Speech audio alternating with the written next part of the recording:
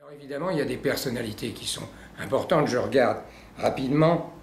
Il y a évidemment Tarek Boudali, qui vient et qui a déjà beaucoup de succès. C'est un jeune qui est un réalisateur et en même temps un acteur, et qui, pour les films qu'il a fait pour l'instant, a déjà eu 3 millions de spectateurs, ce qui est fantastique. On aura, comme je l'ai dit tout à l'heure, Guillaume Gallienne. Alors Guillaume Gallienne, c'est l'homme de tous les prix. Il a eu je ne sais combien de Césars. C'est un gars qui a eu beaucoup de succès, qui vient sur Colmar. Ça me fait très plaisir, parce que je n'étais pas sûr qu'il puisse venir à Colmar, parce qu'en plus, il joue au théâtre lui aussi, mais il vient, le même jour d'ailleurs que Francis Huster. Il y aura Tony Marshall, connue également, réalisatrice et actrice. Il y aura un documentaire qui s'appelle L'Invisible sur les vins d'Alsace. Donc là, il y aura quelque chose de très bien où on expliquera justement tout ce qu'on ne sait pas, tout ce qu'on a intérêt de savoir sur le vin. Et il y aura une présentation, ça sera quelque chose, une promotion en quelque sorte, pour les vins d'Alsace. Il y a Fanny Cotenson qui vient, il y a Anne Charrier qui vient avec un film également d'un grand fidèle à nous qui est David Coetzee, qui a fait ce film et qui vient très souvent. Et alors, il y a une personnalité tout à fait exceptionnelle et tout à fait originale qui vient. Il y aura un documentaire sur les femmes de dictateurs. Sur les femmes de dictateurs, et là, il y a Inge Bongo qui vient à Colmar.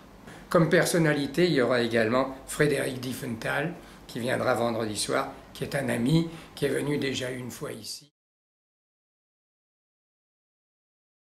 Ce qui fait la réputation de ce festival, c'est que c'est un festival d'abord très sympathique. Deuxièmement, c'est un festival qui a comme base de mettre beaucoup d'avant-premières. Cette année, nous aurons 85% des films, entre films de cinéma et films de télévision, qui sont en avant-première.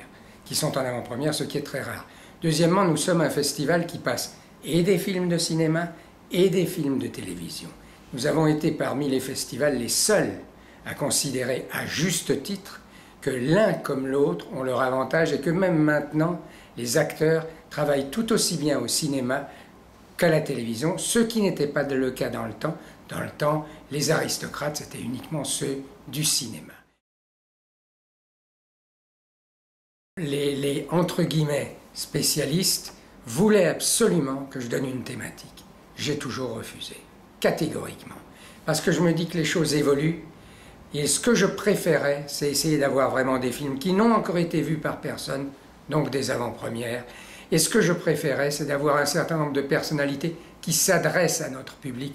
Nous ne sommes pas parisiens, nous ne sommes pas new-yorkais, nous ne sommes pas de Londres, nous sommes de Colmar, une ville de 70 000 habitants. On n'a pas souvent l'occasion de recevoir des personnalités hors du commun, c'est-à-dire des acteurs, des actrices, des réalisateurs, des producteurs. C'est ça qu'il faut, que les gens voient les films et puissent discuter, interroger, contredire, féliciter des personnalités de ce monde spécial, le monde des stars.